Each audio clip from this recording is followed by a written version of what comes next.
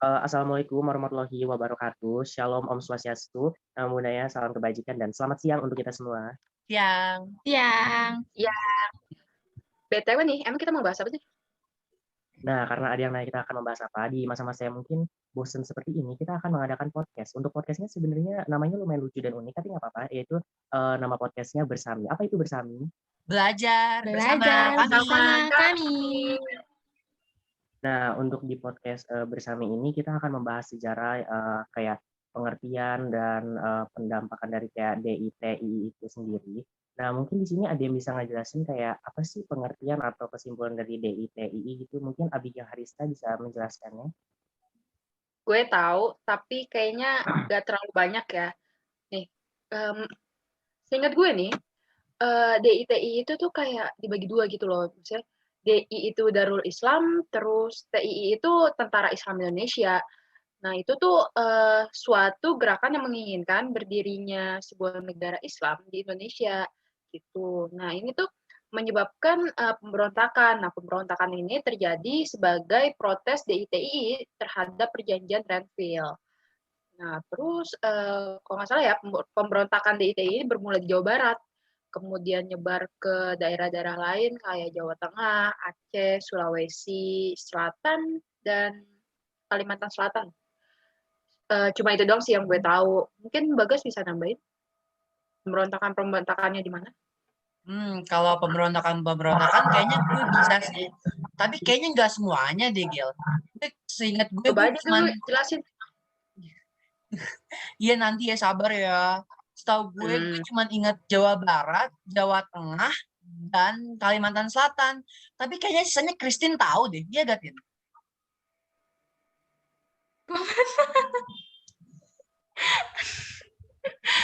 Tahu gak? Tahu Christine? Enggak, gue Nggak nggak tahu. tahu. Tahu kali. Masa Tidak nggak tahu, tahu? Pak. Ya udah nih, gue Iya, jelasin. gue nggak tahu. Makanya ini kalau misalnya tentang pengertian tuh gue maunya dengerinnya dari kalian. Mungkin habis kalian ngejelasin, gue bisa jadi tahu. Oke. Oke, Gue jelasin, coba gue Bagas jelasin dulu ya. deh. Oke. Gue Gue cuma tahu di jelasin Aceh dulu. soalnya. Gue jelasin dulu Oke, nih dari untuk pemberontakan Bagas DITI bisa yang ada di Jawa Barat. Pemberontakan ini itu dipimpin oleh Sekar Maji Marijan Kartosuwiryo atau disingkat SM Kartosuwiryo. Kartosuwiryo sendiri mendirikan sebuah pesantren di Malangbong yang berada di Garut, yaitu pesantren Sufa. Selain pesantren ini menjadi tempat menimba ilmu keagamaan, pesantren ini juga dijadikan sebagai tempat latihan kemiliteran Hizbullah dan Sabilah. Kartosuwiryo sendiri berhasil mengumpulkan banyak sekali pengikut yang kemudian dijadikan sebagai bagian dari pasukan tentara Islam Indonesia atau TII yang tadi Bigel udah sebutin tuh. Nah, pada tanggal 25 Januari 1949, ketika pasukan Siliwangi sedang melaksanakan hijrah dari Jawa Barat ke Jawa Tengah, saat itulah terjadi kontak senjata yang pertama kali antara pasukan TNI dengan pasukan DITI. Selama peperangan berlangsung, pasukan DITI ini tuh dibantu oleh tentara Belanda, sehingga mereka tuh menjadi lebih kuat, dan sehingga peperangannya tuh menjadi lebih sengit antara DITI sama TNI-nya. Hadirnya DITI hadirnya ini mengakibatkan penderitaan penduduk di Jawa Barat. Para penduduk tersebut sering menerima teror dari pasukan DITI. Contoh teror itu seperti kayak mereka dipaksa untuk gabung, atau enggak mereka dipaksa untuk ikut peperangannya walaupun mereka tidak mau. Oke. Itu untuk yang Jawa Barat. Gimana, Gel? Udah mulai ngerti-ngerti belum nih, Gel? Gila. Yes. Belum full ya, cuma ya main ngerti ya gak sih, Tin? Oke, sekarang yang Jawa Tengah ya. Oke. Yeah. Pemberontakan DITI yang ada di Jawa Tengah itu dipimpin oleh Amir Fattah. Setelah mendapat pengikut, Amir Fattah kemudian memproklamasikan diri untuk bergabung dengan DITI pada tanggal 23 Agustus 1949 di Desa Pengarasan, yaitu di Kebumen. Nah, di Kebumen juga terdapat sebuah organisasi bernama Angkatan Umat Islam atau disingkat AUI. Organisasi tersebut juga bermaksud untuk membentuk negara Islam Indonesia atau NII dan bersekutu dengan Sekar Maji Marijan Kartosuwiryo. Sebenarnya gerakan ini sudah didesak oleh pasukan TNI. Akan tetapi pada tahun 1952, organisasi ini bangkit kembali dan menjadi lebih kuat setelah terjadinya pemberontakan batalion 423 dan 426 orang di Magelang dan juga di Kudus. Itu banyak banget itu ya berarti ya. Itu sebanyak itu. Upaya untuk menumpas pemberontakan yang ada di Jawa Tengah ini tuh gagal karena pemerintah membentuk sebuah pasukan baru yang diberi nama Benteng Riders dengan organisasinya yang disebut dengan Gerakan Benteng Negara atau GBN. Pada tahun 1954 dilakukanlah sebuah operasi yang disebut dengan Operasi Guntur untuk menghancurkan kelompok DITI tersebut. Nah, jadi tadi gue sudah jelasin Jawa Barat dan Jawa Tengah. Ini Christine sama Bigel gimana nih? Udah ngerti sedikit? Udah Ngerti. Kalau Jose sendiri gimana nih? Ngerti gak Jose?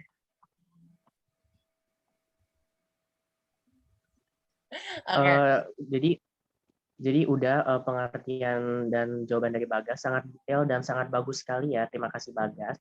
Nah, kan tadi kan udah dijelasin nih kayak pemberontakannya yang sangat banyak gitu ya. Mungkin ada yang bisa sebutin juga kayak dampak-dampaknya gitu, mungkin Abigail Harista. Dampaknya ya. Dampaknya itu sebentar gue ingat-ingat dulu. Oh ya, gue ingat nih. Dampak pemberontakan DITI ya. Punya dampak sih dari bagi pemerintah Indonesia, yaitu pada kehidupan masyarakat Maros, terutama di daerah operasi, sangat merasakan dampak kehadiran DITI itu. Nah, ngerampok, nyulik, terus bakar-bakar rumah, pokoknya kayak rusuh banget. Terus pemberontakan DITI ini juga memiliki latar belakang, penyebab dan tujuan, yaitu untuk menjadikan Indonesia sebagai negara Islam. Nah, itu yang tadi kita jelasin itu balik lagi tuh, sebagai negara Islam. Nah, terus setahu gue sih itu aja ya. Tapi kalau kelanjutannya kayaknya Christine atau Bagus kayaknya bisa tahu deh. Gue cuma tahu itu aja. Gimana? Kalian bisa gak? Coba kalau mungkin ada yang ingin menambahkan. Kalau gue dampaknya gue kurang tahu ya. Cuman gue tahu nih sedikit cerita-cerita tentang pemberontakan DITI di Sulawesi sama di Aceh. Nih gue ceritain ya biar kalian pada tahu. Nih, kalau pemberontakan DITI di Sulawesi itu dipimpin sama Kahar Muzakar. Nah, organisasi yang didirikan sejak tahun 1950 ini baru bisa diruntuhkan sama pemerintah pas tahun 1956. Untuk menumpas organisasi tersebut tuh dibutuhkan banyak biaya, tenaga, dan waktu karena kondisinya sulit banget.